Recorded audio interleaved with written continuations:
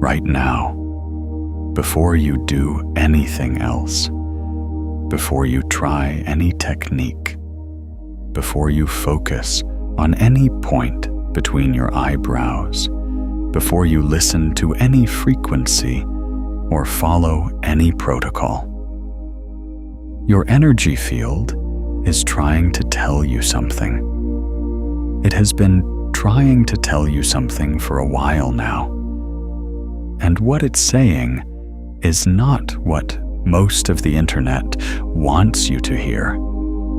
It's not a warning designed to stop you. It's not a fear-based message meant to keep you small. It is something far more important than that. It is the voice of your own field, speaking in the language of sequence, of order, of sacred timing, telling you that what you're reaching for is real, that the door you sense in front of you is genuinely there, and that the light on the other side of it is yours, but that there is a way to open it that illuminates everything, and a way to force it that burns from the inside. Your aura, the measurable electromagnetic field that surrounds your body right now, the living quantum signature that broadcasts who you are to every field around you.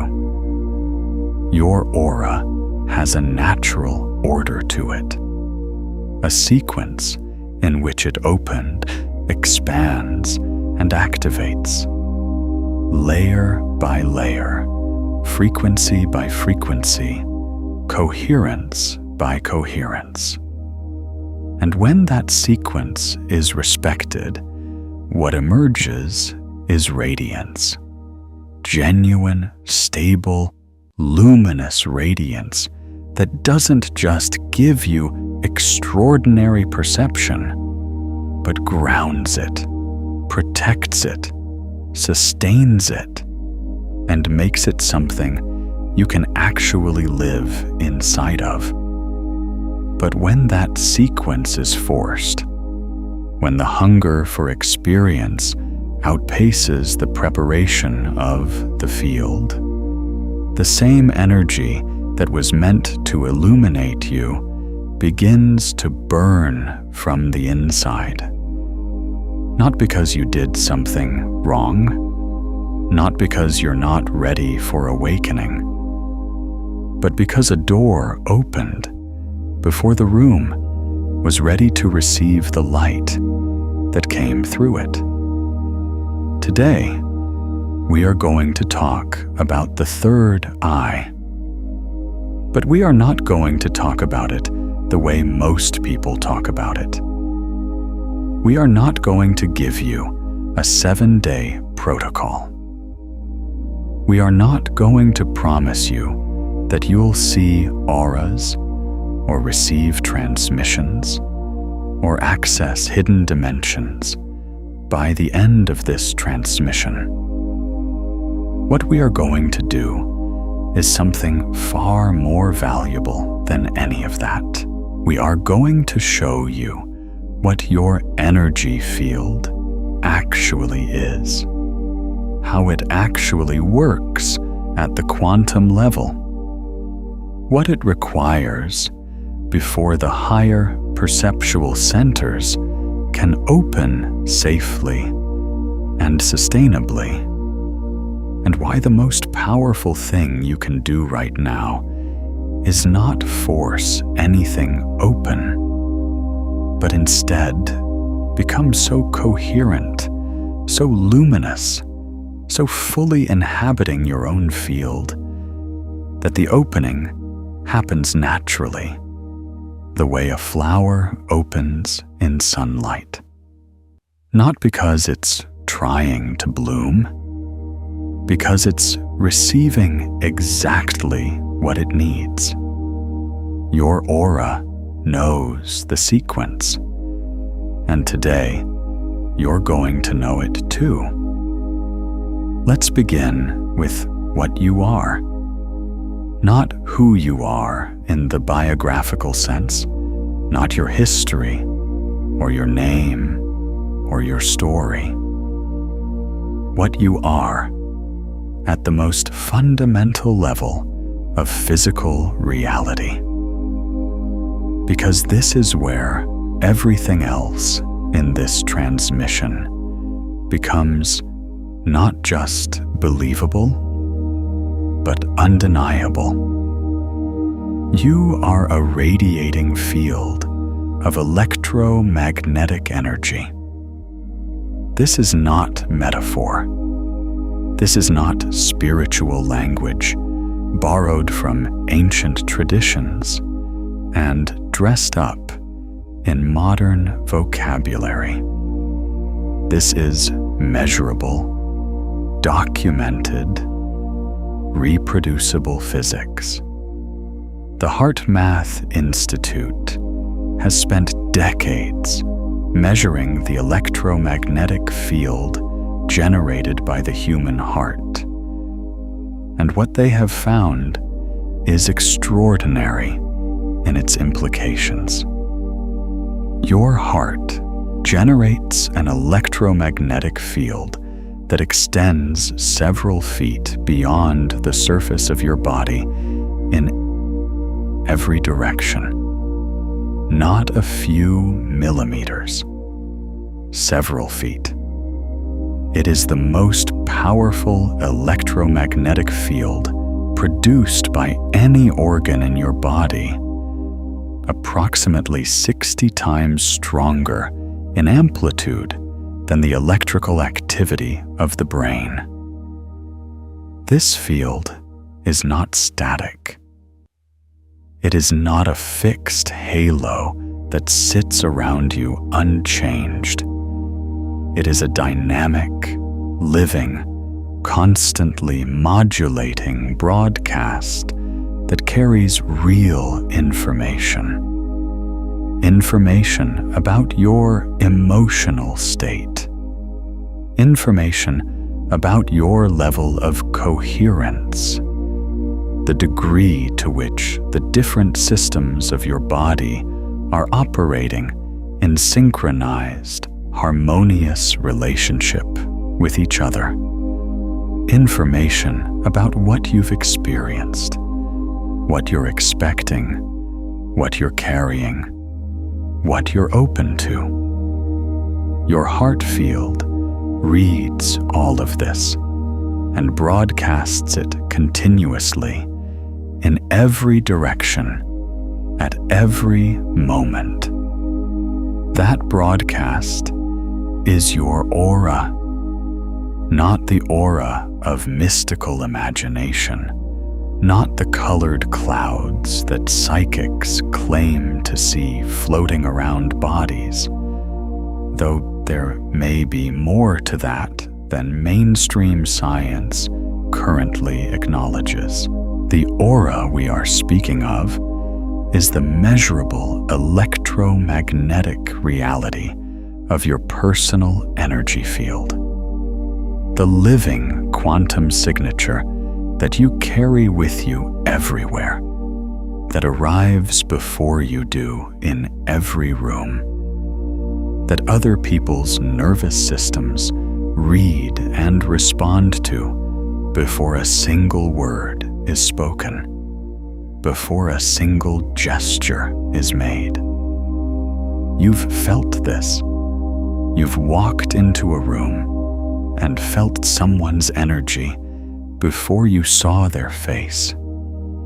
You've been near someone and felt inexplicably lighter, more alive, more yourself. You've been near someone else and felt something contract in you, felt your own field pulling back, felt a subtle but unmistakable sense of depletion. That wasn't imagination. That was your electromagnetic field interacting with theirs. That was quantum coherence, or the lack of it, communicating in the language that your nervous system was built to read. Your aura has been doing this your whole life, broadcasting, receiving, responding, shaping the space around you, influencing what and who can get close, determining what frequencies of experience can actually land in your reality and which ones pass through you without finding purchase. It has been your most powerful instrument of both creation and protection, and most people never become conscious of it. Today, that changes for you. Now let's talk about the third eye, because the reason we're beginning with your aura, with your whole field, before we ever arrive at the third eye, is not incidental. It is the entire teaching. It is the thing that most tutorials and most conversations about pineal activation completely skip over. And it is the skip that causes all the damage. The third eye, the Ajna chakra in the yogic tradition, the pineal gland in neuroanatomical terms, is not a separate thing from your energy field. It is not a door that exists in isolation, that you can simply push open regardless of what's happening in the rest of your field. It is one node in an integrated system.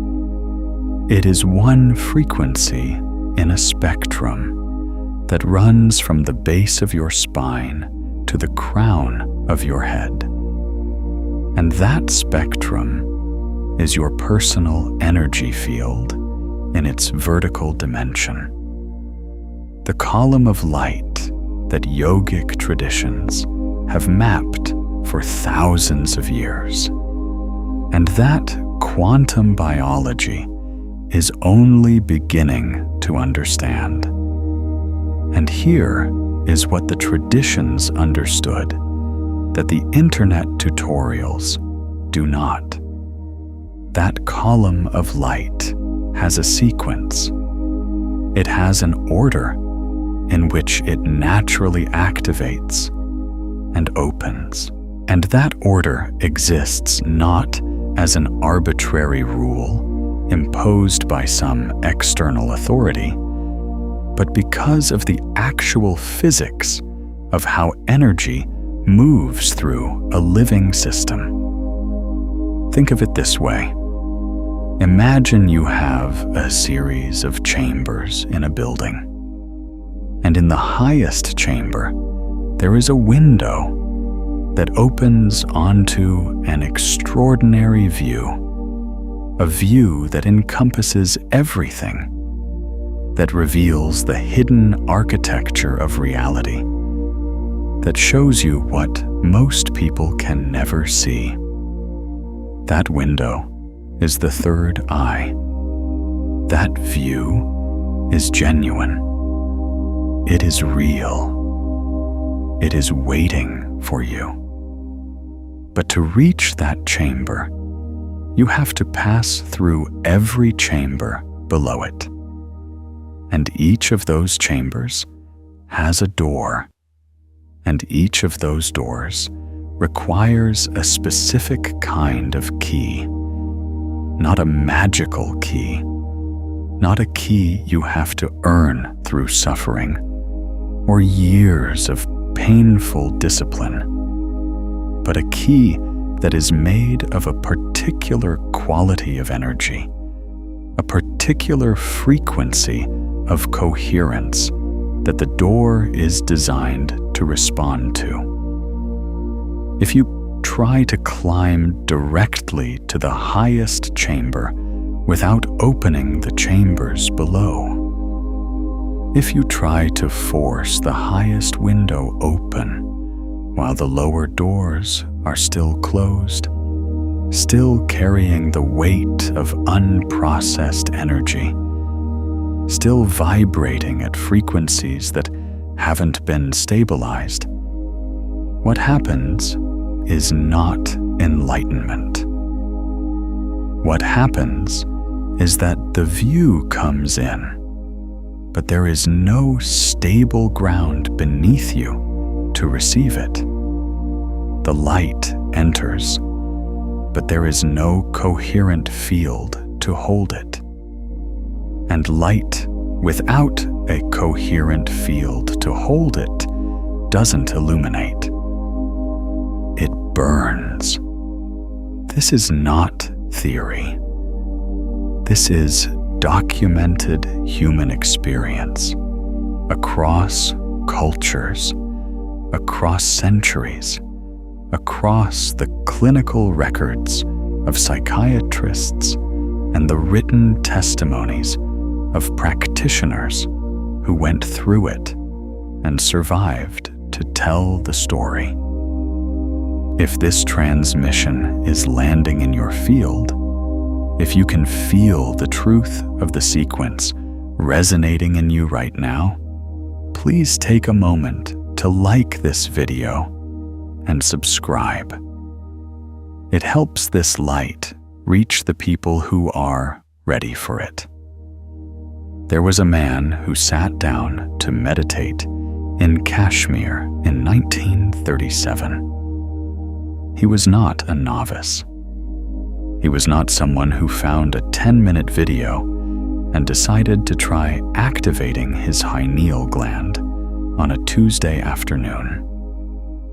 He had been meditating every single day for 17 years. 17 years of consistent, disciplined practice, focused on the point between the eyebrows, building toward the opening he sensed was possible. And when it came with the force of everything he had been building toward. In his own words, there was a roar like a waterfall.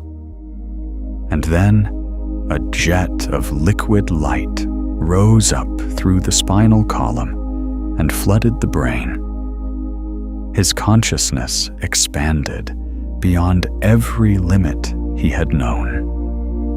For a moment, he was in something that could only be called ecstasy. And then the burning began. What followed was 12 years of what he himself described as a living hell.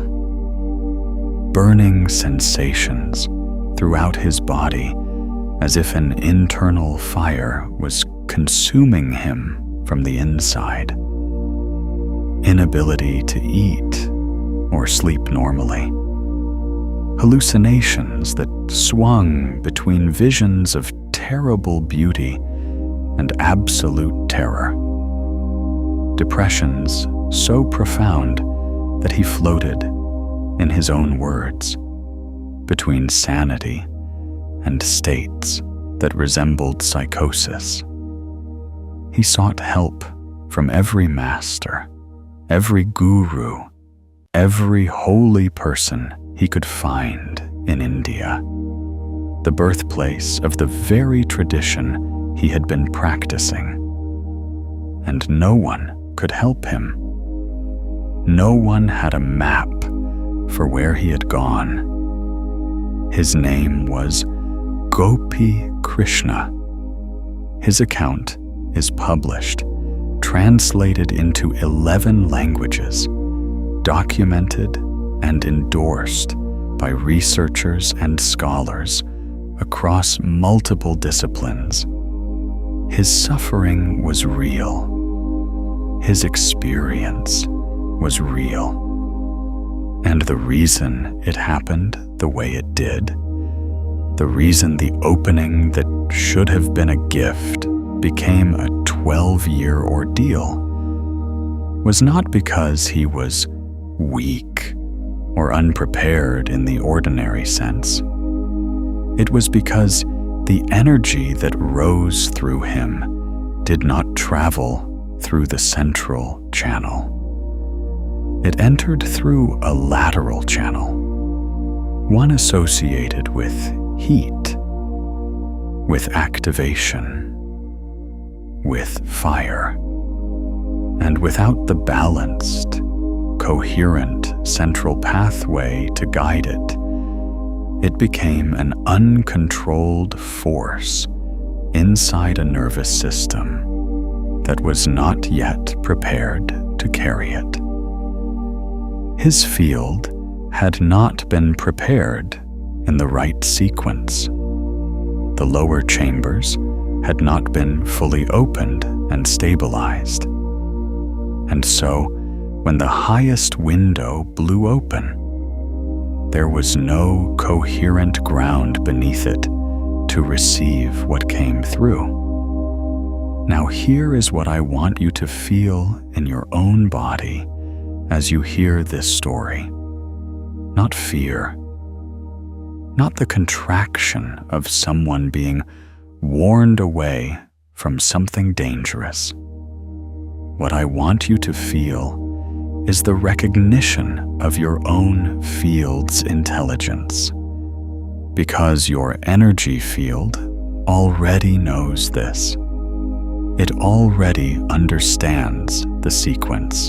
The reason you feel that sense of readiness mixed with caution, the reason something in you is drawn to the third eye, but also knows to be careful, that is not confusion. That is your field's wisdom speaking. That is your aura telling you the truth about where you are and what comes next. Your light is on. It has always been on, and it knows the way through. Let's talk about what your field is actually broadcasting right now. Because this is where the teaching becomes personal, where it stops being about someone else's cautionary story and starts being about your actual energy, your actual signal, your actual moment. Right now, your aura is broadcasting a frequency. That frequency is a composite, a complex, layered signal made up of everything you're carrying in this moment.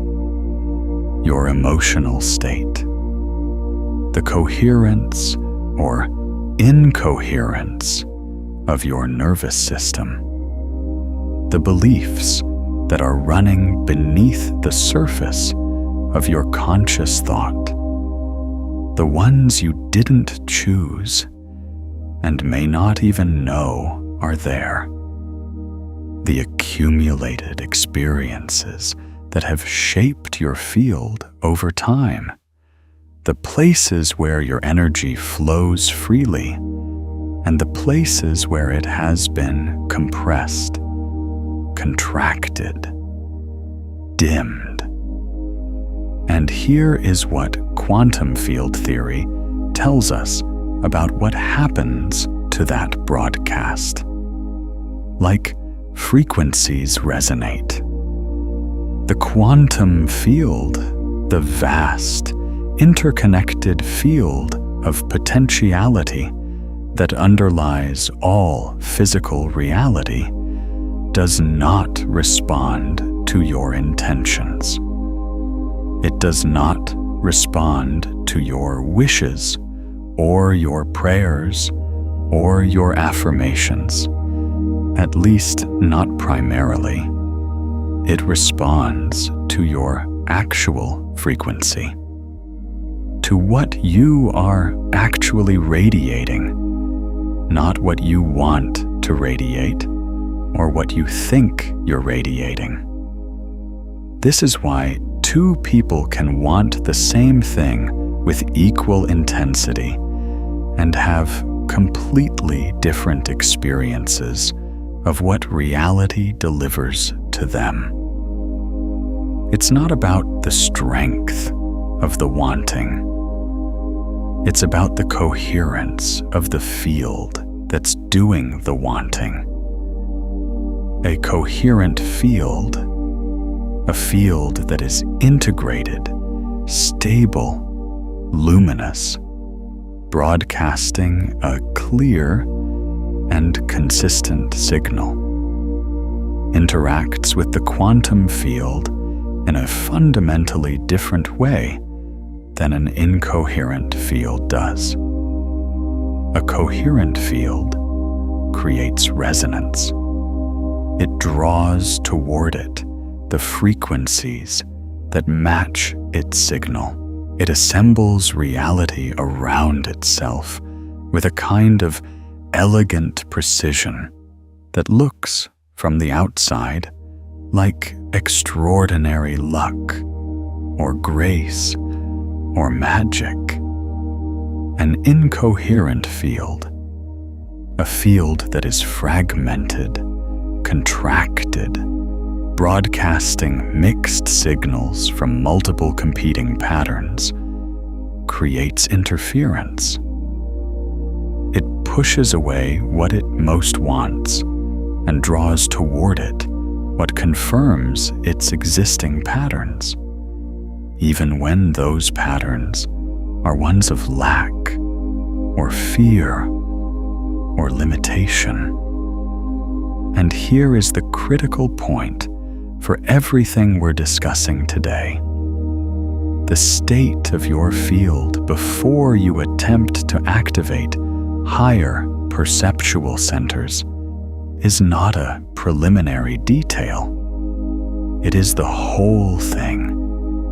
It is the difference between illumination and burning, between opening and shattering, between the kind of awakening that expands your life and the kind that destabilizes it. Feel your field right now, not with your eyes, with your awareness. Take a breath, and as you exhale, let your attention move outward from the center of your chest, outward through the space that surrounds your body. Your field is there. It is real. It is radiating. And somewhere in its current frequency, there is information about what it needs before the next door opens. What does it feel like? Is there an area of tension, of compression, of held energy? Is there a quality of brightness in some directions and a kind of dimness in others? Is there something in you that feels ready, genuinely ready, grounded and clear and open? Or is there something that feels like straining, like reaching, like the hunger for experience that hasn't yet been metabolized into genuine readiness? Whatever you feel, that is your field being honest with you. And honest is exactly what you need it to be right now. Have you ever felt your own aura shift? A moment when the energy around you changed? When people in a room responded to you differently? When you could feel your own field warming and expanding in a way you couldn't quite explain? Share that moment in the comments. These experiences are real, and hearing yours may be exactly what someone else needs to recognize their own. Now let me tell you about a woman who learned the hardest possible version of a lesson that your field is trying to spare you from learning the hard way. Her name was Violet Mary Firth, though she is known to history by her pen name, Dion Fortune. She was born in 1890 in Wales. She was not a village mystic or a credulous dabbler in the occult. She was a trained psychologist, formally educated in the tradition of Freud and Jung, and a member of the Hermetic Order of the Golden Dawn, one of the most sophisticated esoteric training organizations in Western history. She had intellectual rigor and formal esoteric instruction. She had, by any reasonable measure, more preparation than almost anyone seeking to expand their perception in her time. And she was still taken down. The first episode happened when she was working at an agricultural college in England. The headmistress of the institution, a woman with her own extensive training in occult practices, used what Fortune later described as deliberate psychic manipulation against her. The result was a complete collapse of her energetic boundaries. She was left in a state of objectless terror, a fear with no visible cause, rising from within like a tide. She described the symptoms with clinical precision: dry mouth, sweating palms, a heart beating so hard that it made a metal object on her bed tremble. Her mind went blank, as if someone had erased it. She had no memory of what had passed in the conversation with the headmistress. She only knew that something in her had been broken. She had to leave the institution. She had to return home and spend months recovering something that had been torn from her field.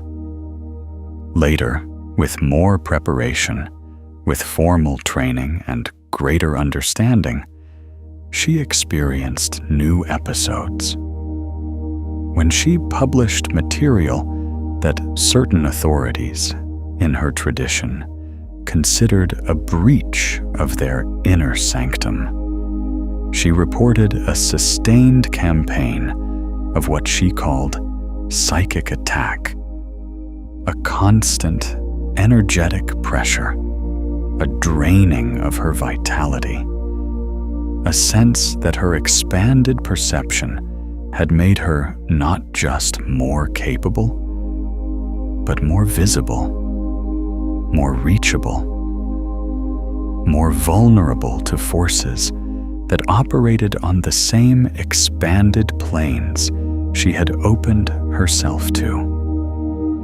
What did she do with this? She did not run.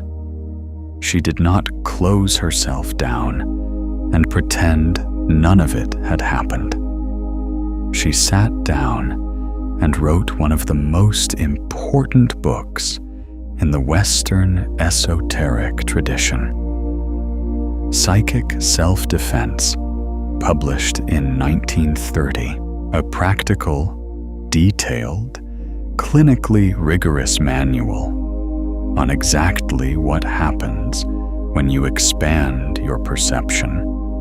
without first establishing the protection and coherence of your field.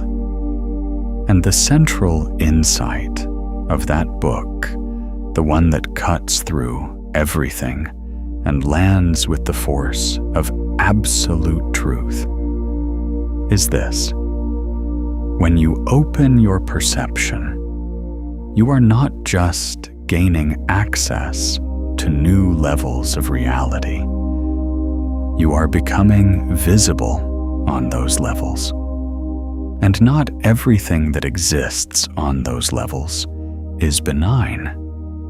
Not everything that can sense your expanded field is there to support your growth. But here is what Fortune understood that most people miss. The primary vulnerability is not external. It is not the entities or the forces or the energies that exist on expanded planes of reality. The primary vulnerability is internal. It is the emotional instability, the unprocessed fear, the contracted places in your own field that create openings, gaps in your energetic coherence through which destabilizing energies can enter. She was surgical about this. She wrote that the aura is always damaged from the inside out, that reactions of fear or desire, uncontrolled emotional reactivity, are what create breaches in the field. That a person who can maintain genuine emotional stability, genuine groundedness, genuine coherence in their energy field is essentially impenetrable to external destabilization. But a person who is emotionally fragile, who has not yet established coherence in the lower frequencies of their field, and who then opens a perception that amplifies everything they feel, that person has created a perfect storm. Amplified sensitivity without coherent ground. A window open to everything, with no stable room beneath it. This is what your field is trying to protect you from. Not the experience of expanded perception. That experience is real, and it is yours, and it is coming.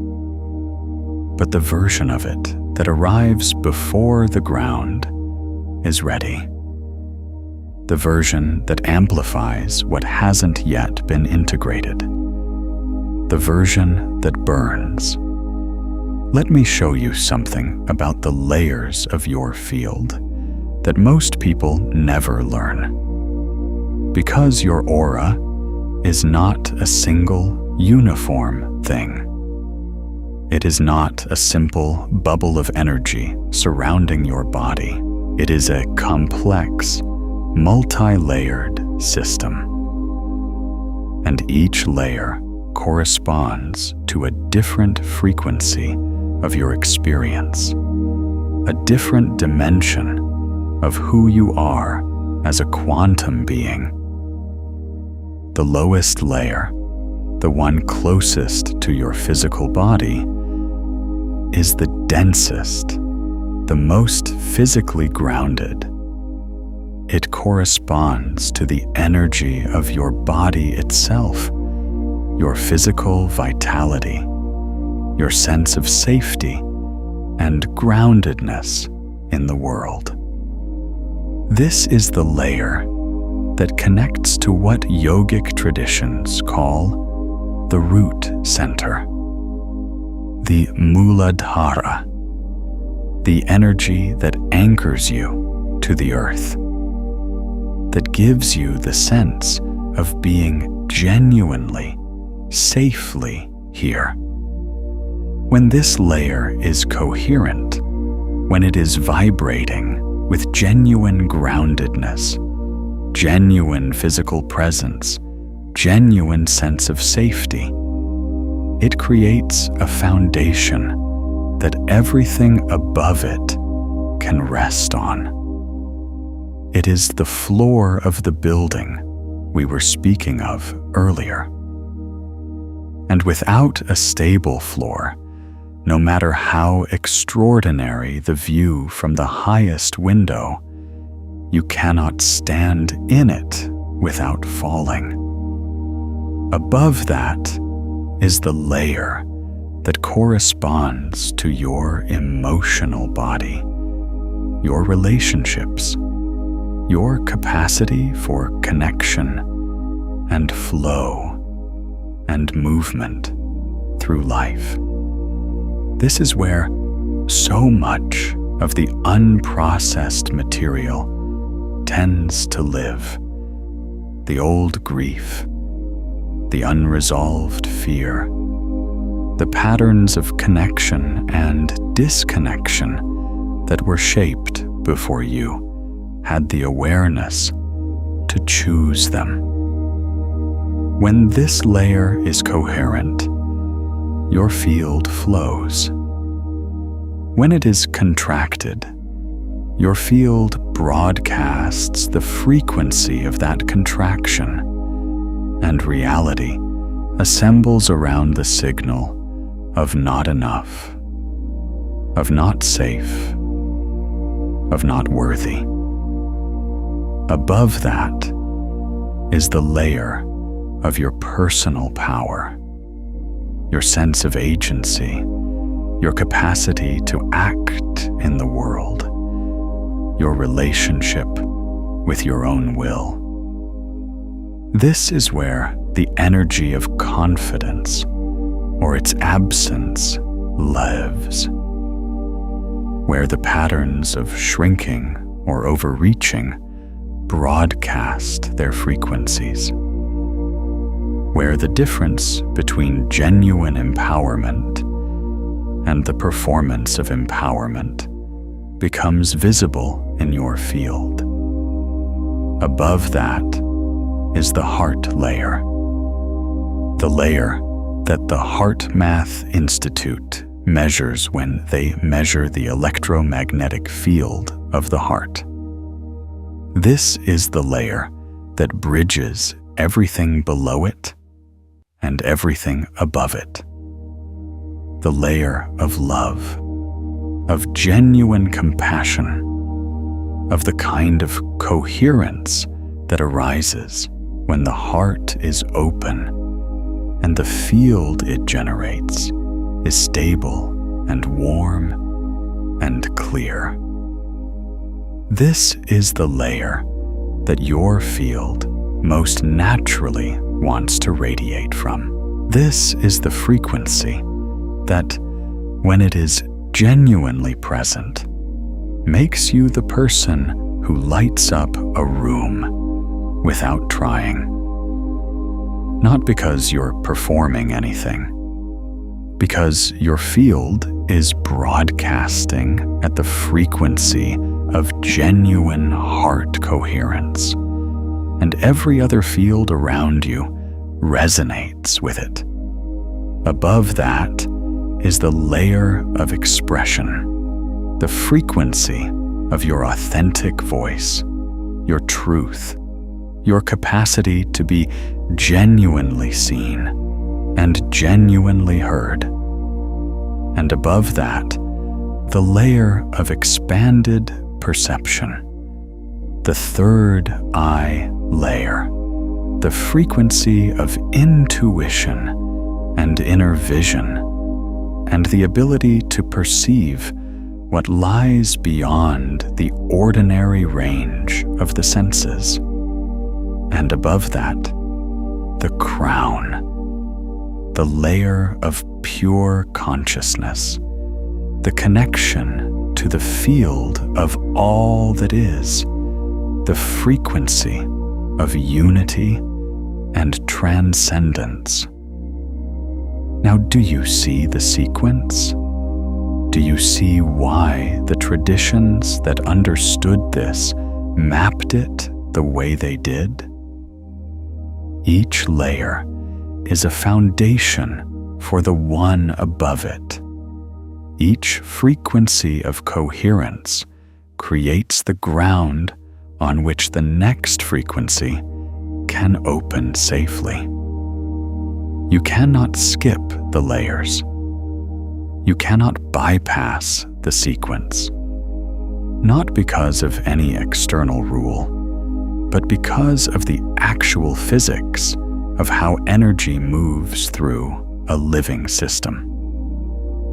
When the lower layers are coherent, when the ground is stable, when the emotions are integrated, when the heart is genuinely open, the higher frequencies open naturally.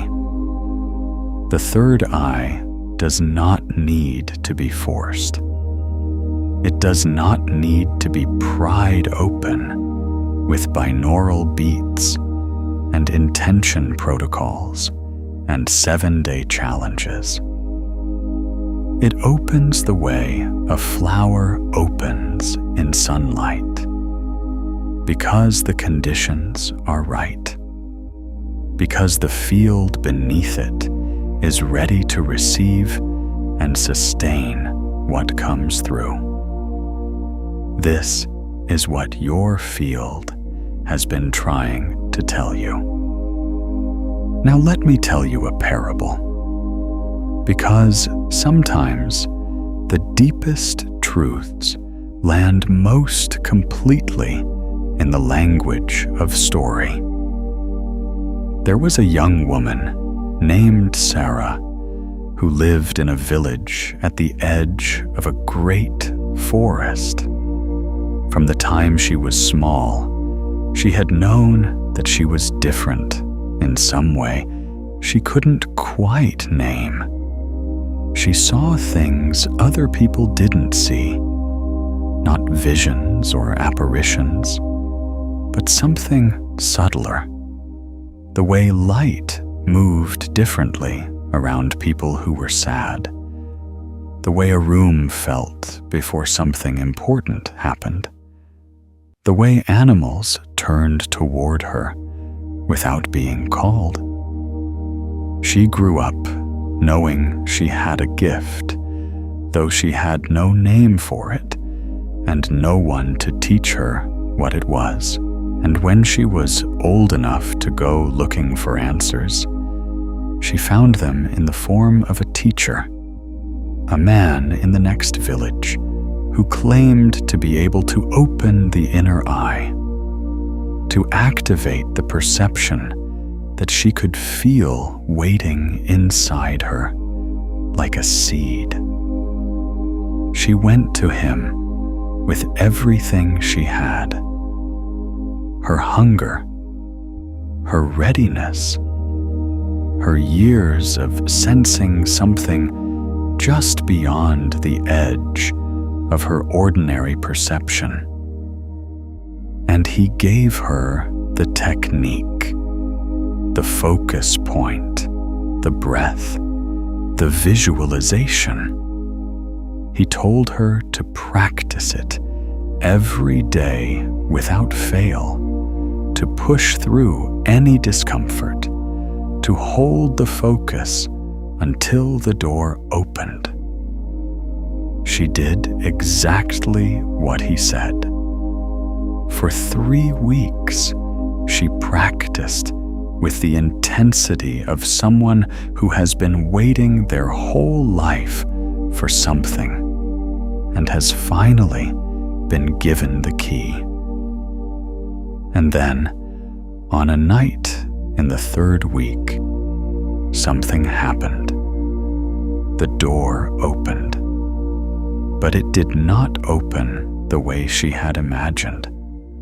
It did not open into clarity and light and the gentle expansion of a perception that was ready to receive. It opened like a dam breaking. Everything came at once, every feeling in the village, every grief and fear and hunger and joy flooding into her field simultaneously, with no filter, no ground, no way to distinguish what was hers from what belonged to everyone else. She felt everything and could hold nothing. She felt the weight of every unspoken thing in every house around her, and she had no way to set any of it down. She stopped sleeping. She stopped eating with any pleasure. She walked through the village like someone who had been turned inside out, her inner world fully exposed to everything around her, with no skin between herself and the world. She went back to the teacher.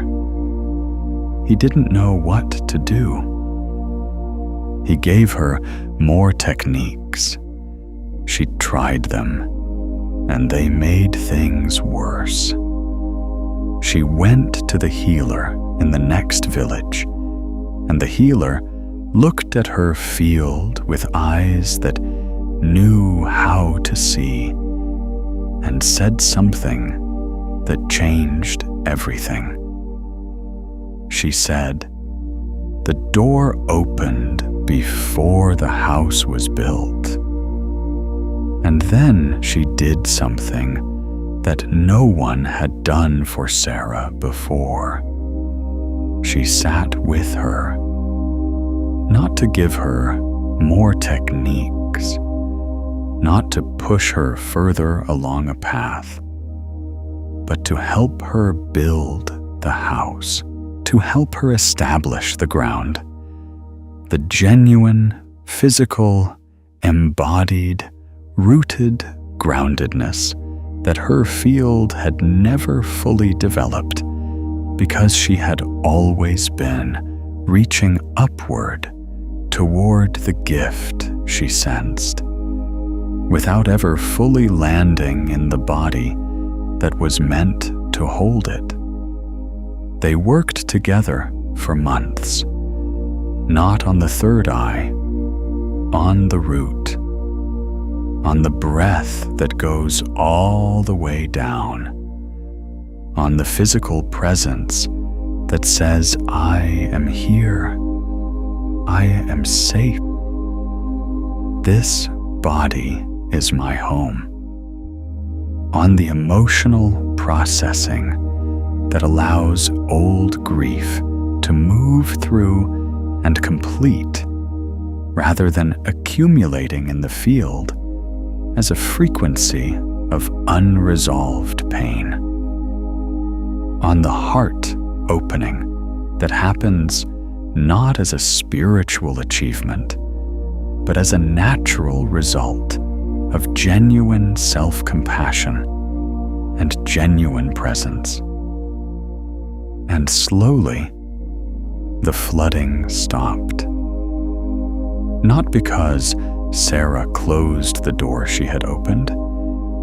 You cannot unopen what has opened, but because the house got built around it. The ground became solid. The field became coherent. And as it became coherent, the perception that had been an overwhelming flood became something she could actually use. Something she could hold. Something she could direct. The gift she had always sensed was still there. It was more real than ever. But now there was a field strong enough to carry it. She went back to the teacher one last time, not in anger, not to blame him for what had happened, but to tell him something she wanted him to know. She said, "The technique you gave me was real. The door it opened was real. But a key without a house is not a home. It's just a key." He listened, and for the first time in a long time, he didn't have anything to say. This is your parable, not because you are Sarah exactly, not because your experience has been or will be identical to hers, but because the truth at the center of her story is the truth at the center of yours. The gift you sense is real. The perception you're reaching toward is genuinely there. The door exists, and it has your name on it. But the house has to be built first. And here is the extraordinary thing about building that house. It is not a detour from your awakening. It is your awakening. The coherence you build in your field as you stabilize each layer, the groundedness, the emotional integration, the heart opening, the authentic expression. That coherence is not preparation for the experience of expanded perception. It is the experience of expanded perception, arriving in the sequence that your field was designed for. Every layer of your field that becomes genuinely coherent is already a form of the third eye opening. Because coherence itself is a perceptual upgrade. A coherent field perceives more clearly, more accurately, more completely than an incoherent one. A coherent field reads the quantum information in its environment with a precision that an incoherent field simply cannot access. The clarity you've been seeking through third eye activation is already available to you through the coherence of your whole field. The third eye, when it opens in this context, in the context of a field that is already coherent and grounded and luminous, does not feel like an explosion. It feels like a deepening, like a focus that was already clear, becoming even more precise, like a light that was already on, becoming even brighter. It is recognizable. It is sustainable. It is something you can live inside of, not just survive. Now let's go deeper into the mechanics of what actually happens in your field when the sequence is respected. Because there is something happening at the quantum level that most conversations about the third eye never address. And it is the key to understanding why the sequence matters as much as it does. Your nervous system is a quantum instrument. This is not metaphor. The neurons of your nervous system operate through electrochemical processes that are exquisitely sensitive to quantum level effects. the coherence of your nervous system, the degree to which its different parts are operating in synchronized, harmonious relationship, determines the quality of the information it can process and transmit. When your nervous system is in a state of high coherence, what researchers call heart-brain coherence, the state in which the rhythmic patterns of the heart and the electrical patterns of the brain are operating in synchronized harmony, something extraordinary happens to your perceptual capacity. The signal-to-noise ratio of your nervous system improves dramatically.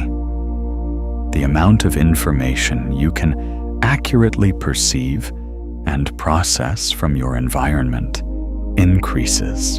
Your intuition, which is not mystical, but is the nervous system's capacity to detect and integrate subtle patterns of information that don't rise to the level of conscious thought, becomes more reliable, more precise, more trustworthy.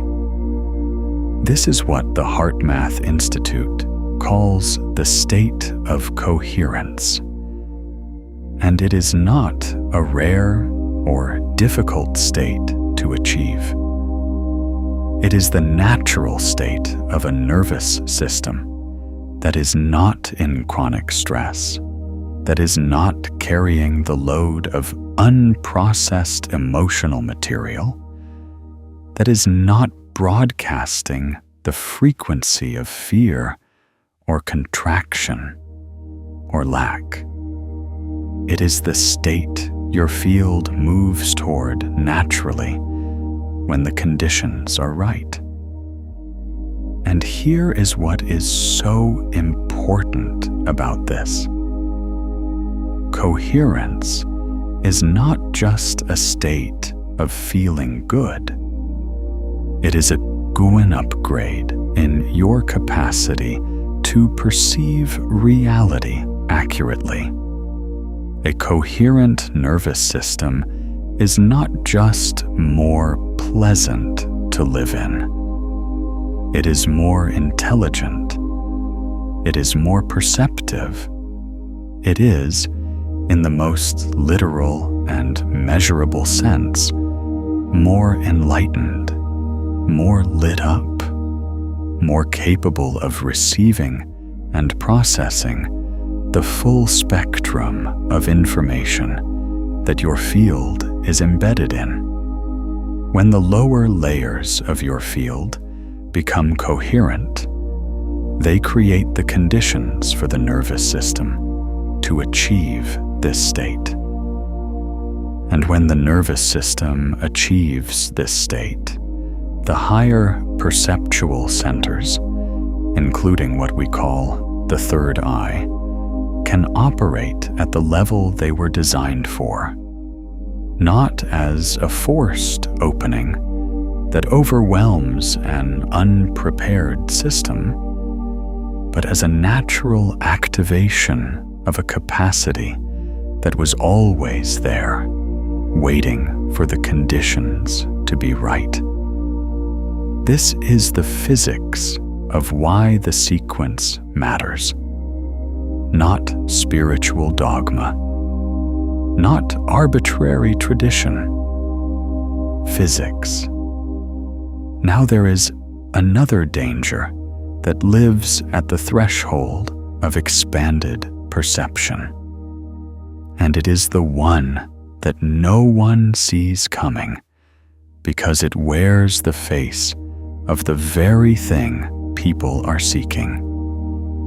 It is the danger that a Tibetan Buddhist master named Chogyam Trungpa identified with a precision that was so uncomfortable it changed the entire conversation about spiritual awakening in the 20th century.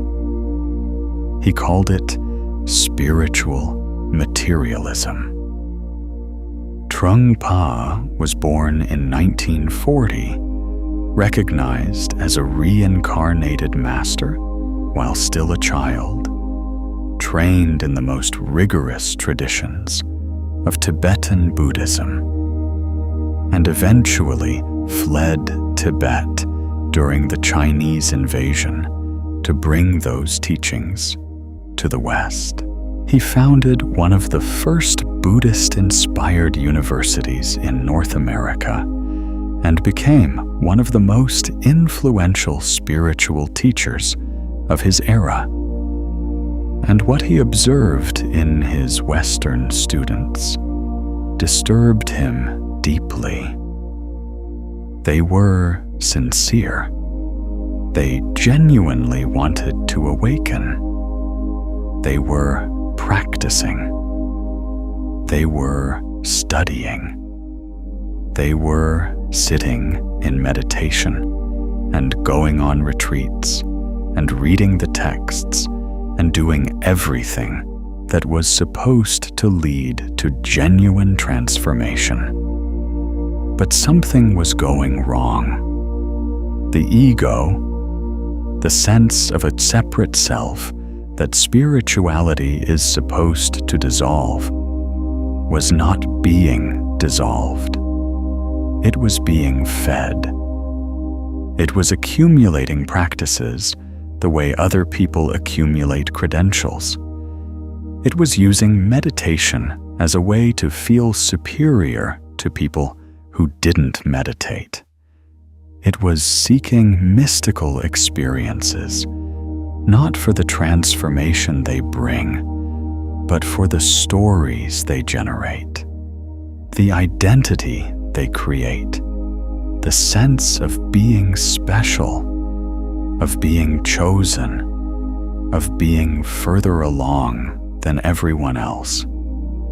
And the more these students advanced, or believed they were advancing, the more inflated this ego became.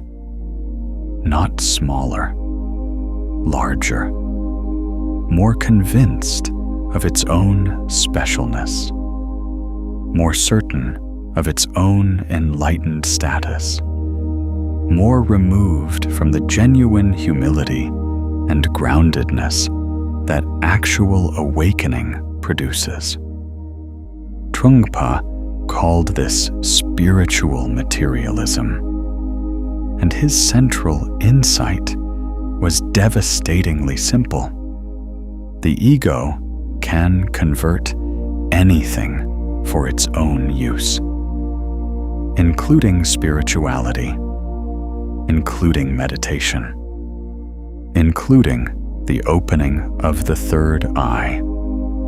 It can take the most genuine spiritual experience and immediately appropriate it as proof of its own specialness. It can take a moment of genuine expanded perception and turn it into a trophy, a credential, a story that places the experiencer above the people who haven't had the same experience. And here is the direct implication for anyone seeking to activate third eye perception. When that perception opens, and the ego is still in full control of the interpretive function, when the ego is the one deciding what the visions mean, and what the intuitions are saying, and what the expanded awareness reveals, the one interpreting the experience is not your awakened consciousness. It is your ego wearing the costume of your awakened consciousness. You start having visions and conclude that you're receiving messages from the universe meant specifically for you, confirming your special mission. You sense energies and decide that you are an enlightened being, surrounded by sleeping people. You begin making significant life decisions based on intuitions that are, on closer examination, projections of your own desire to be important, to be chosen, to be the protagonist of a cosmic story. This is not enlightenment. This is the ego's most sophisticated defense against enlightenment.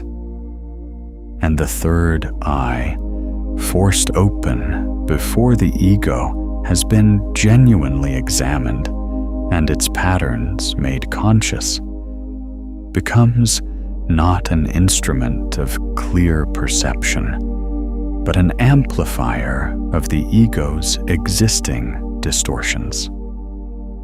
Feel this in your own field, not as self-criticism, not as a reason to doubt yourself or your genuine desire for awakening, but as a question worth sitting with. What is it, really, that you're seeking when you reach toward expanded perception? Is it clarity?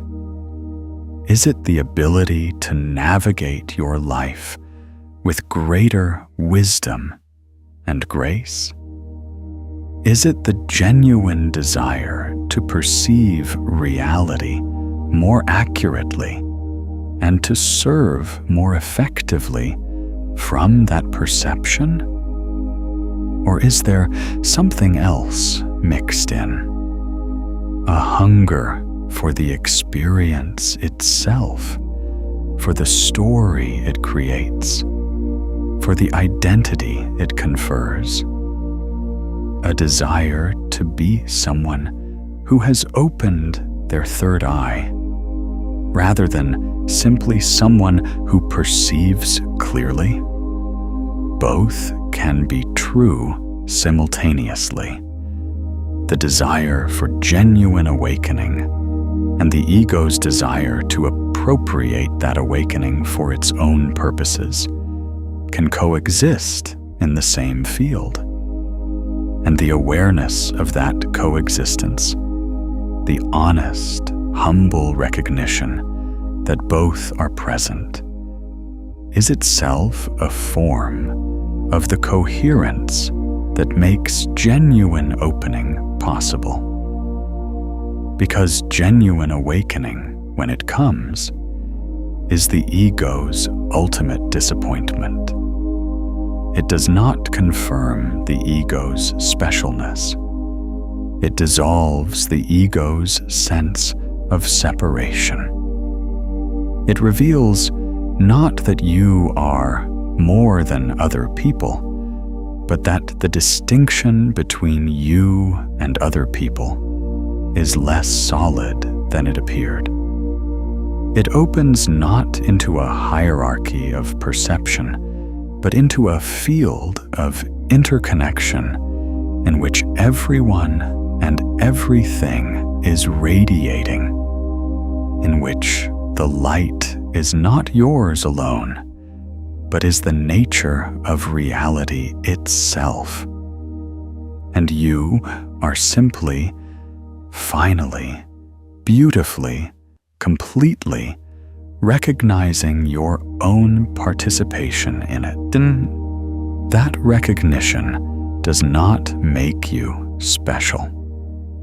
It makes you free. Now let me give you the radiance practice that your field is ready for right now. Not a technique for forcing open the third eye. Not a protocol for pineal activation. Something far more powerful than either of those things. A practice for establishing the coherence in your field that makes genuine opening not just possible, but inevitable. Find a comfortable position. Let your body settle. Let your breath find its own natural rhythm without any effort to control or direct it. Just breathe. And as you breathe, let your awareness rest for a moment on the physical sensation of your body, the weight of it, the warmth of it, the aliveness of it. The fact that you are here in this body, on this earth, in this moment, not reaching anywhere, not trying to be anywhere other than exactly where you are. This is the root. This is the ground. This is the first layer of your field establishing its coherence, and it begins simply with the willingness to be here, fully, completely, without resistance, without the constant forward lean of wanting to be somewhere else, somewhere more advanced, somewhere where the experience you're seeking has already arrived. You are here. Your field is here. And here is where everything begins. Now, from that grounded presence, let your awareness move to your heart. Not the anatomical heart, though the physical heart is the instrument of this experience. The center of your chest, the place where you feel warmth, when you feel genuine love, where you feel the ache, when you feel genuine grief, where the most real things in your life land and register. Place your awareness there and breathe as if the breath is moving through that center, in through the heart, out through the heart. And as you breathe, call to mind something, anything that generates genuine warmth in you.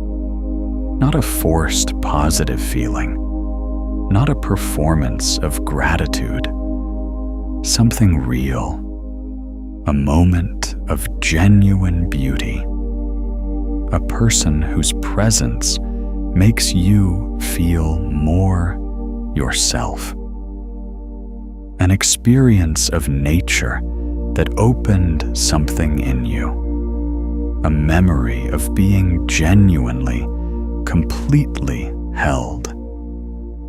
Whatever it is, let it be real. Let the warmth it generates be real. And let that warmth radiate from the center of your chest outward through your field. This is heart coherence. This is the Heart Math Institute's most documented and reproducible finding. That when you generate genuine positive emotion, not performed, not forced, but genuinely felt, the electromagnetic field of your heart shifts into a coherent pattern. The rhythmic signal it broadcasts changes from the jagged, irregular pattern of stress and incoherence to the smooth, ordered, wave-like pattern of genuine coherence. And that coherent pattern radiates outward through your field, through several feet of space in every direction, carrying the information of that coherence to every field it encounters. This is not subtle. This is measurable. This is your aura at high coherence, broadcasting the frequency of genuine warmth and openness to the quantum field around you. Stay here for a moment. Let the warmth expand. Let the coherence build. Feel your field becoming more luminous, more ordered, more genuinely radiant.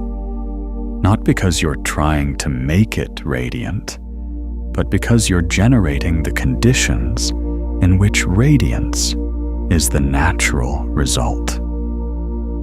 This is what the third eye opens into when the sequence is right.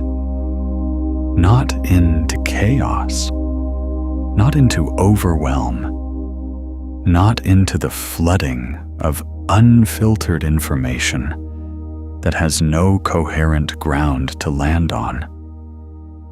It opens into this, into a field that is already luminous, already coherent, already radiating at a frequency that can hold and integrate and make use of expanded perception. Your light is on. It has always been on. And what you're doing right now, building the coherence of your field from the ground up, establishing the luminous stability that makes genuine opening possible, is not preparation for your awakening. It is your awakening. Now let's go even deeper into the mechanics of your field. Because there is something about the relationship between protection and radiance that most people have completely backwards. And understanding this correctly changes everything about how you approach the question of expanded perception. Most people think of psychic protection, the protection of the energy field, as something defensive, a shield, a barrier, something you put up to keep things out. And there is a version of this that is real and necessary, particularly when the field is in a vulnerable state. But the deepest, most effective, most sustainable form of protection is not defensive. It is not a wall. It is coherence itself. A highly coherent field is not a field that keeps things out. It is a field that is so organized, so luminous, so vibrating at such a clear and consistent frequency that incoherent energies simply cannot find purchase in it. They don't need to be repelled. They cannot attach. The way a healthy immune system does not fight disease by building walls, it maintains such a high level of its own organized vitality that pathogens cannot establish themselves in the environment it creates. This is the physics of what Dion Fortune was pointing to when she said that the aura is always damaged from the inside out. The breaches in the field that make it vulnerable to external destabilization are not created by external forces. They are created by internal incoherence, by the unprocessed emotional material, the unexamined beliefs, the contracted places in the field where energy is not flowing freely. Those contracted places are what create the openings. And the way to close them is not to build a bigger wall, but to restore the coherence that was always the field's natural state. This is why the sequence matters so profoundly. Each layer of the field that becomes genuinely coherent is not just a step toward the third eye opening. It is a layer of genuine protection, a layer of luminous stability that makes the field more resilient, more integrated, more capable of holding expanded perception without being destabilized by it. The root layer coherence, the genuine groundedness, the sense of physical safety and presence is protection. The emotional layer coherence, the integrated, flowing, processed emotional body is protection. The heart coherence, the warm, open, luminous field of genuine love is protection. Not because any of these things are defensive in nature, but because coherence itself is the most powerful organizing principle in the quantum field. And an organized field is inherently more stable, more resilient, and more capable of maintaining its integrity in the face of whatever it encounters. This is what the traditions understood. This is what the yogic maps of the energy system were encoding. This is what the Hermetic tradition was pointing to with its insistence on purification before initiation. Not moral purification in the punitive sense, but the purification of the field, the clearing of the incoherent patterns, the restoration of the natural luminosity that was always there beneath the accumulated weight of unconscious conditioning. You don't build radiance. You reveal it by removing what has been dimming it. And the third eye, in this context, is not a separate achievement. It is the natural apex of a field that has become coherent all the way through. When the ground is stable, when the emotions are integrated, when the heart is open, when the voice is genuine, when the field is broadcasting at the frequency of its own authentic luminosity, the higher perception opens not as an explosion, but as a recognition, a quiet, profound, undeniable recognition of something that was always true. I can see, not because something new has been installed, but because the interference that was blocking the signal has been cleared. There is something that Patanjali understood about this that is worth sitting with. Patanjali was an Indian sage who, approximately 2,000 years ago, compiled the Yoga Sutras, what many consider the most important and comprehensive text ever written on the practice of yoga and the development of consciousness.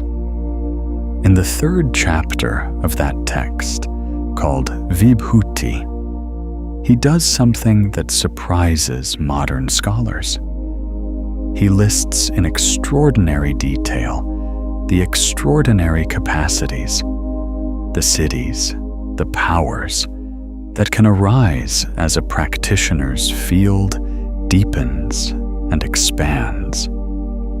The ability to know the contents of other minds. The ability to perceive the subtle energies of the body. The ability to access information across time. The ability to perceive the very small and the very distant. What we might call, in modern language, the capacities of a fully activated third eye. But what Patanjali does immediately after listing these capacities is equally important and far less often quoted. He warns that these capacities, when they arise, are obstacles. Not the goal, not the destination. Obstacles. Because the ego, encountering these extraordinary experiences, can become so fascinated with them, so attached to them, so identified with them as proof of its own advancement, that it stops moving toward genuine liberation and starts circling the capacities themselves, collecting them, displaying them, mistaking them for the thing they were supposed to be signs of. The capacities are real. The expanded perception is real. The third eye and what it opens into is real. But it is not the destination. It is a natural development along the path of a field that is becoming genuinely coherent, genuinely luminous, genuinely free. And when it is treated as a destination, when it is forced and sought and chased as an end in itself, it becomes a trap, a very beautiful, very seductive, very powerful trap. The destination, if we can even call it that, is the coherence itself, the luminosity itself, the genuine, sustained, embodied radiance of a field that is no longer broadcasting unconsciously from the accumulated patterns of fear and conditioning, but consciously from the authentic frequency of what it actually is. That is what this channel is about. Not the opening of the third eye as a separate achievement, but the awakening of your whole field, layer by layer, frequency by frequency, coherence by coherence, to its own natural luminosity. The third eye opening is not the goal. It is a natural consequence of the goal. And the goal is simply this: to become so genuinely, fully, completely yourself, so coherent, so grounded, so open, so luminous, that reality has no choice but to assemble itself around the frequency of that radiance. What you radiate, reality assembles around. Now, there is a question that lives at the heart of everything we've been exploring today. And it is a question worth asking yourself with complete honesty, not in the spirit of self-judgment or self-doubt, but in the spirit of genuine self-knowledge, which is the most powerful instrument of field coherence that exists. Where are you in the sequence?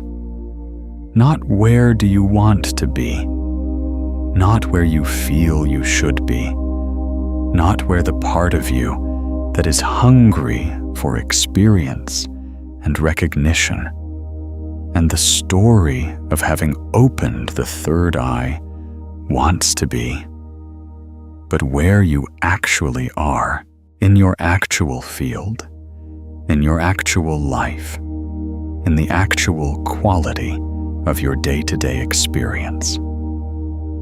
Is the ground stable?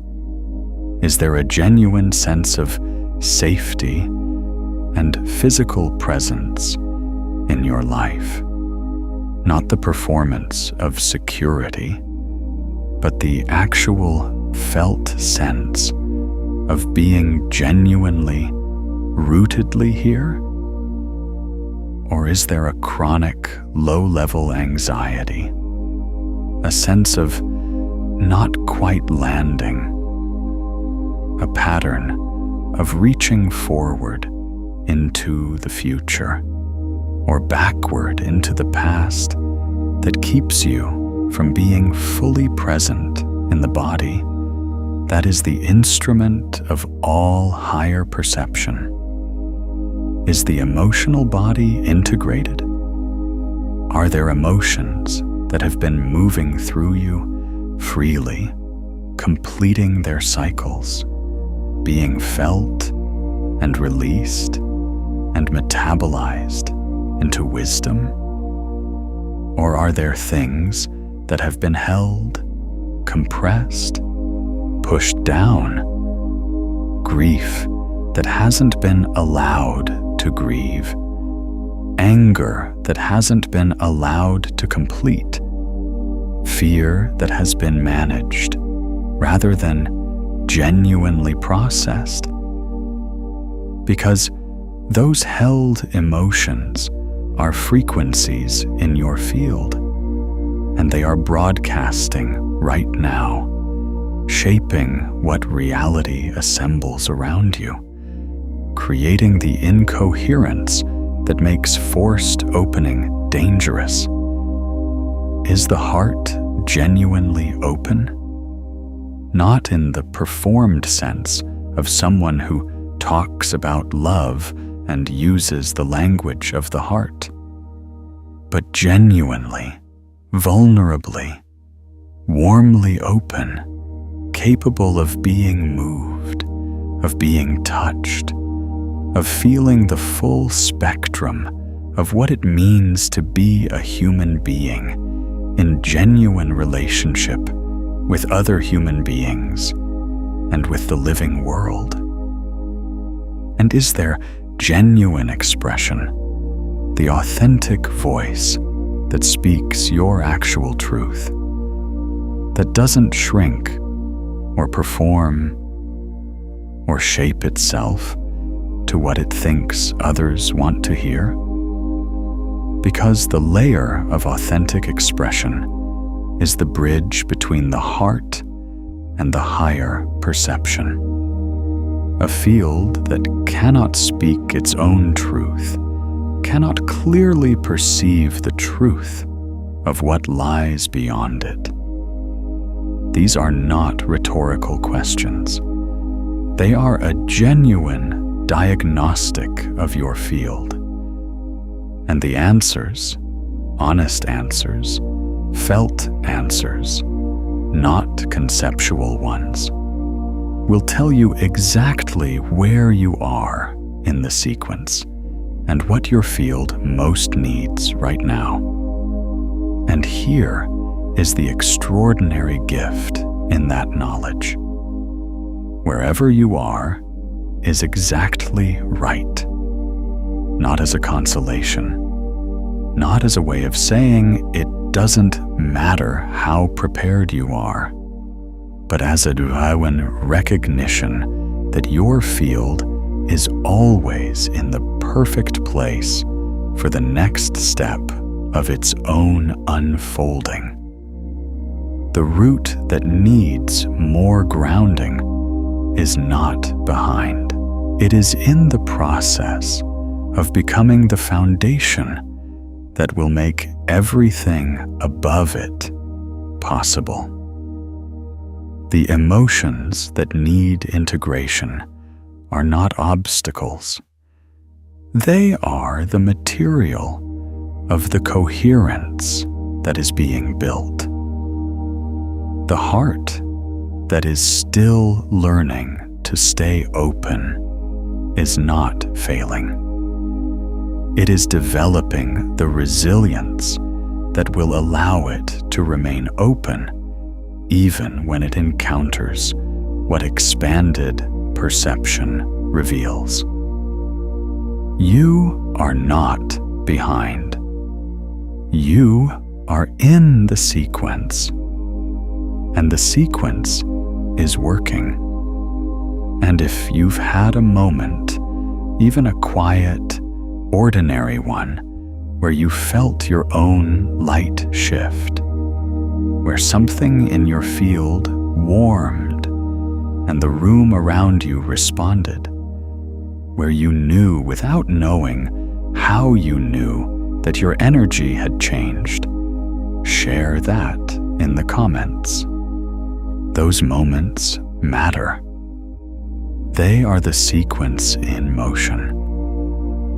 And your story of it may be exactly the recognition someone else needs to trust their own. Let me tell you what happens in a field when all of this comes together. When the ground is stable, when the emotions are integrated, when the heart is genuinely open, when the expression is authentic, when the field has been building coherence layer by layer from the ground up. Let me tell you what the third eye actually opens into when the sequence has been respected. It opens into clarity.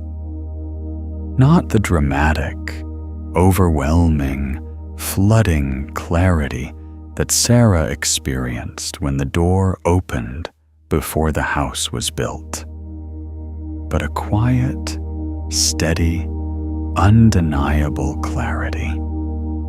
The kind of clarity that allows you to walk into a room and immediately know something true about what is happening there. Not because you're receiving a mystical transmission, but because your field is coherent enough to read the information that was always available in the environment, and your nervous system is organized enough to integrate that information consciously.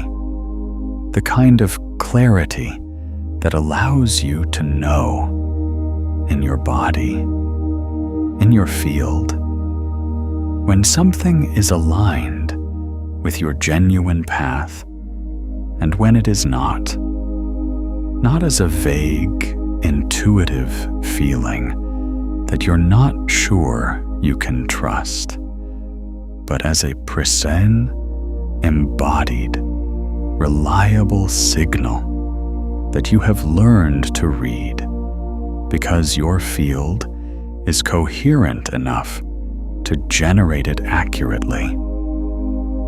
The kind of clarity that allows you to perceive the emotional reality of the people around you, not as an overwhelming flood of their feelings mixing with yours until you can't tell them apart, but as a clear, distinct perception that you can hold with compassion and wisdom without losing yourself in it, because your field is coherent, because your boundaries are not walls, but are the natural integrity of a highly organized electromagnetic system that knows what is its own and what belongs to others.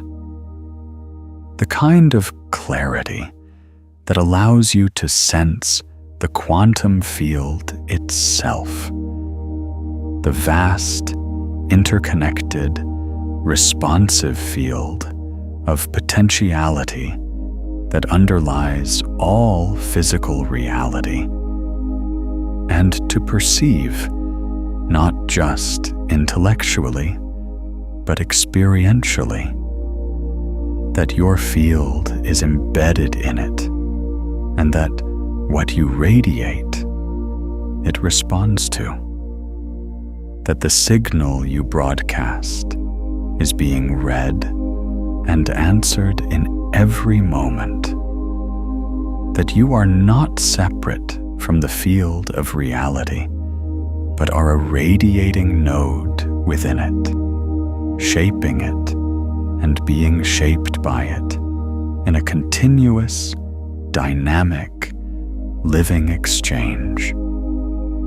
This is what the third eye opens into when the sequence is right. Not a special power that sets you apart from other people. Not a trophy for your spiritual resume. A deepening of your participation in the reality that you have always been embedded in. A clearer, more precise, more conscious engagement with the quantum field that you have always been broadcasting to and receiving from. And it is available to you, not as a future achievement, not as something that requires years of suffering, or the guidance of a master, or the right combination of techniques and protocols.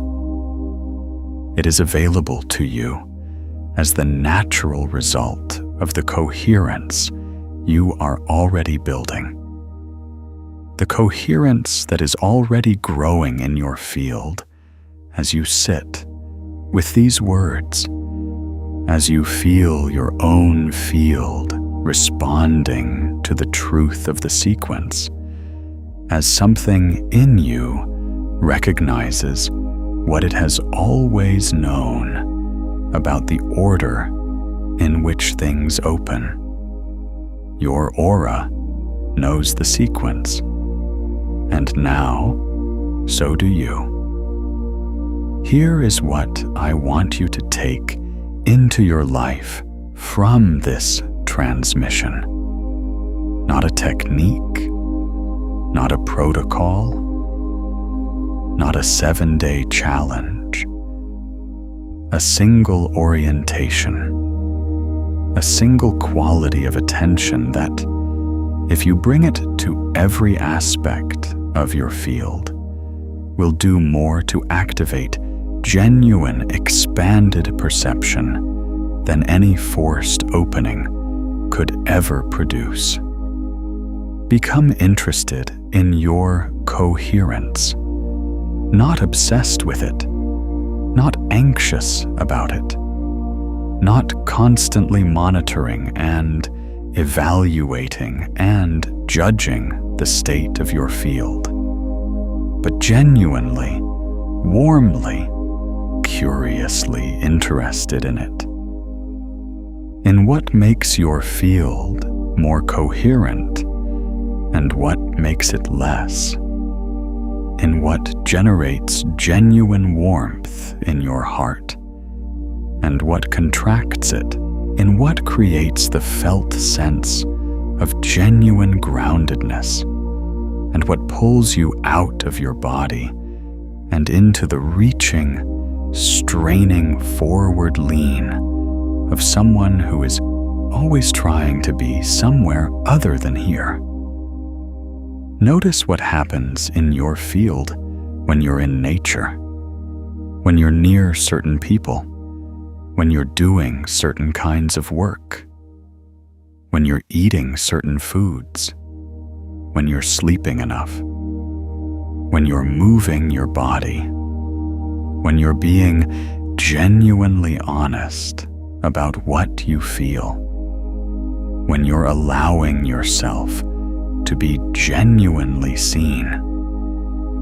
Notice what happens in your field in those moments, the quality of it, the sense of it, the felt experience of coherence building or contracting, and then gently, gradually, without force and without urgency, make more choices that build coherence and fewer choices that contract it, not as a rigid discipline, not as a spiritual achievement project, but as the natural expression of someone who has become genuinely interested in the quality of their own radiance and who understands that that radiance is not separate from the quality of their daily life,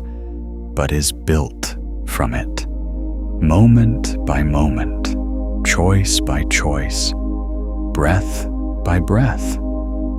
This is the practice. This is the path.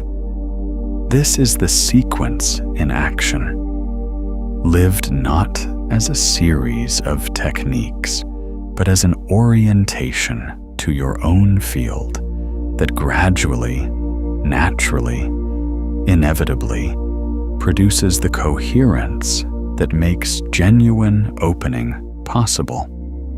And as that coherence builds, as the ground becomes more stable, as the emotions become more integrated, as the heart becomes more genuinely open, as the expression becomes more authentically yours, you will begin to notice something.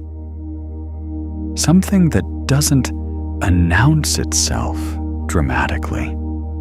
Something that arrives quietly in the ordinary moments of your life, so naturally that at first you might not even recognize it as what you've been seeking.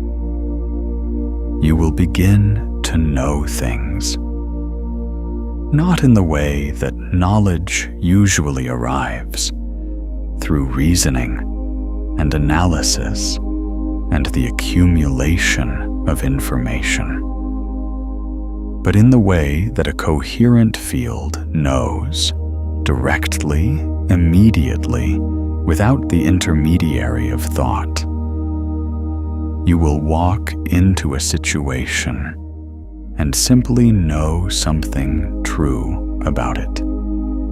You will sense something in a conversation before any words have been spoken. You will feel a pull in a particular direction that, when you follow it, reveals itself to have been exactly right. You will have a dream that tells you something you needed to know. You will read something at exactly the moment you needed to read it, and feel the resonance of it in your field, like a bell being struck. This is the third eye, not a dramatic explosion of supernatural vision, but the quiet, steady, reliable deepening of a perception that was always there, now able to operate clearly because the field beneath it has become coherent enough to support it. This is what was always waiting for you on the other side of the sequence.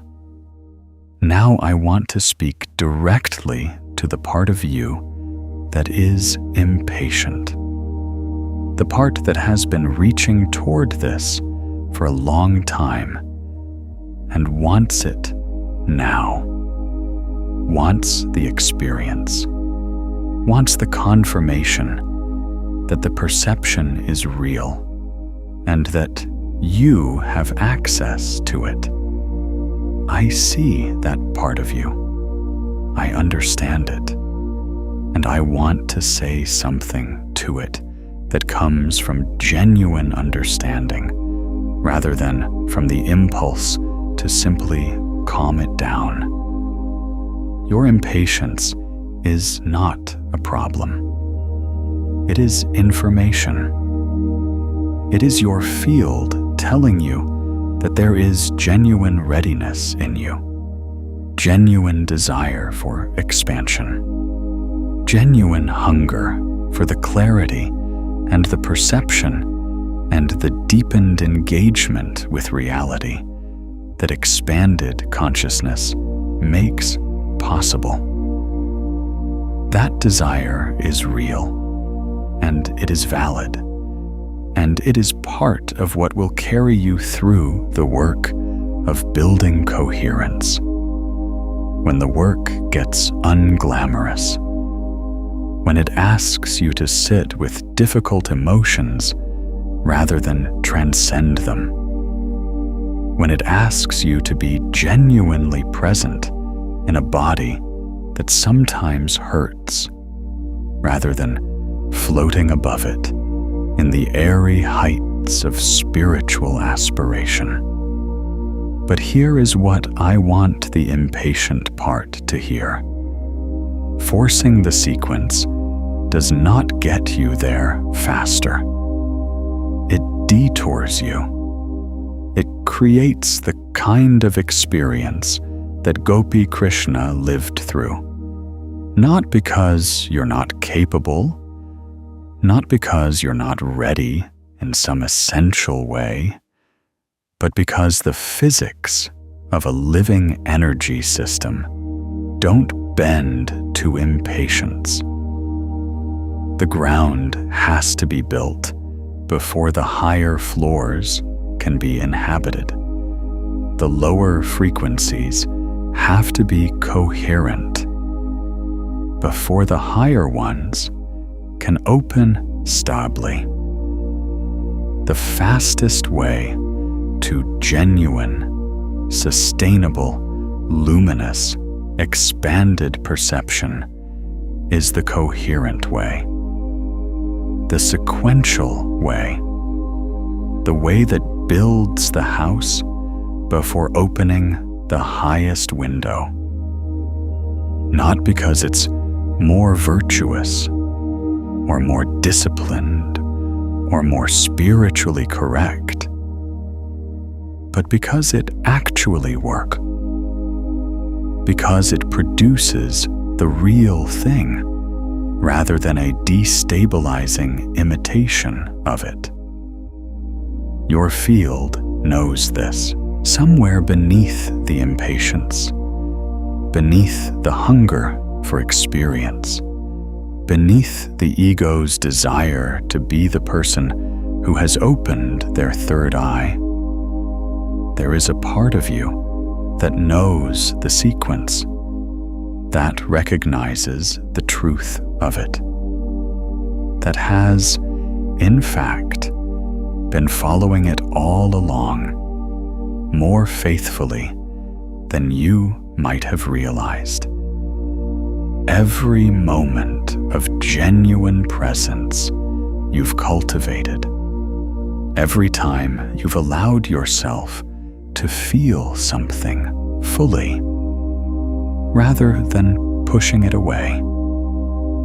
Every moment of genuine warmth you've generated in your heart. Every time you've spoken your actual truth rather than the acceptable version of it. Every practice, every intention, every genuine reaching toward coherence, all of it has been building the field. All of it has been following the sequence. You have not been waiting for your awakening to begin. It has been unfolding this whole time. Now let me bring this transmission to its integration point. Because everything we've explored today, the mechanics of the aura, the sequence of the field, the stories of those who opened without preparation, and those who learned to build the ground first, the quantum physics of coherence, the parable of Sarah and the house that had to be built. All of it points to a single truth that I want to land in your field before we close. Your radiance is not something you achieve. It is something you reveal by removing what has been dimming it, by building the coherence that allows it to shine without interference, by following the sequence that your field was designed for. Not because you're being cautious or slow or unambitious, but because you understand that the sequence is not a limitation. It is the path of genuine illumination. The third eye does not need to be forced open. It needs to be invited. And the invitation is the coherence of your whole field, the luminous, integrated, grounded, heart-centered, authentically expressed radiance of a being who has stopped dimming their own light and started inhabiting it fully. When that invitation is genuine, when the field is genuinely coherent, when the ground is genuinely stable, when the heart is genuinely open, the higher perception opens naturally, not as an explosion, not as an overwhelming flood, not as a destabilizing force that burns through an unprepared system, but as a recognition, a quiet, profound, undeniable recognition of something that was always true. I can see. I have always been able to see.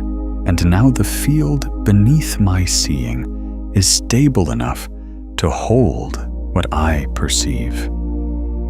That is the third eye opening in the sequence that your field was designed for. That is what is available to you. That is where you are going.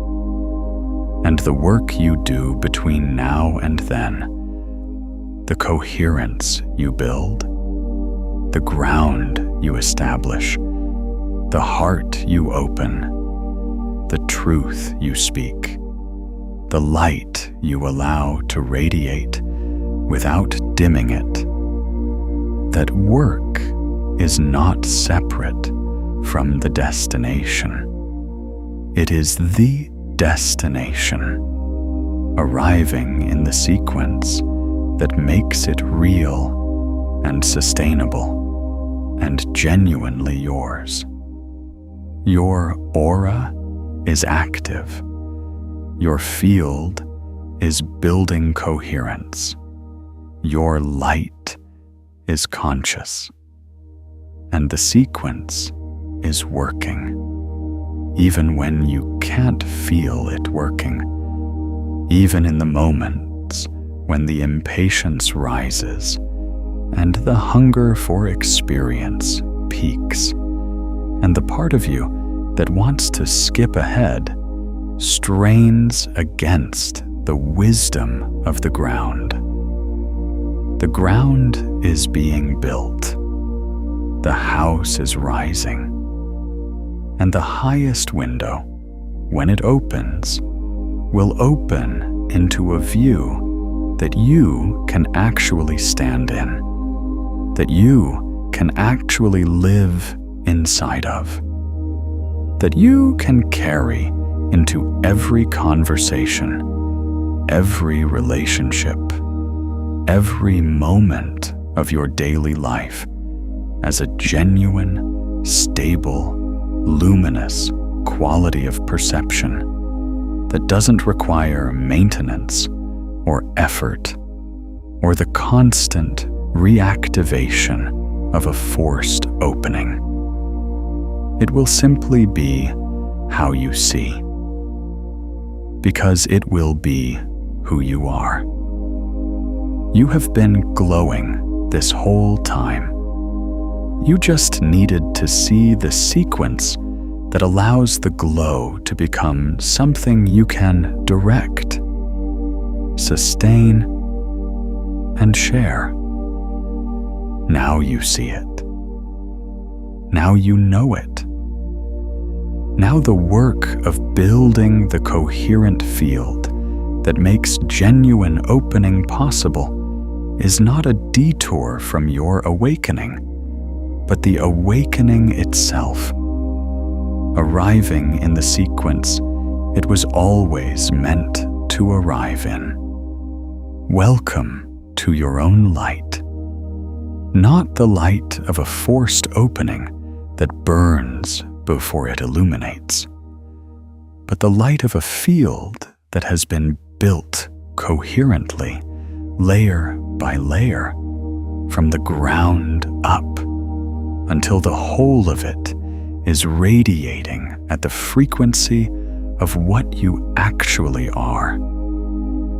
Radiant, grounded, open, clear, genuinely, sustainably, luminously awake. If this transmission has settled into your field in a way that feels true, consider returning to it during a quiet morning, before the day pulls you forward, or in the stillness before sleep, when your field is most receptive, and the words can land without interference. And if someone in your life is dimming their own light without knowing it, share this with them.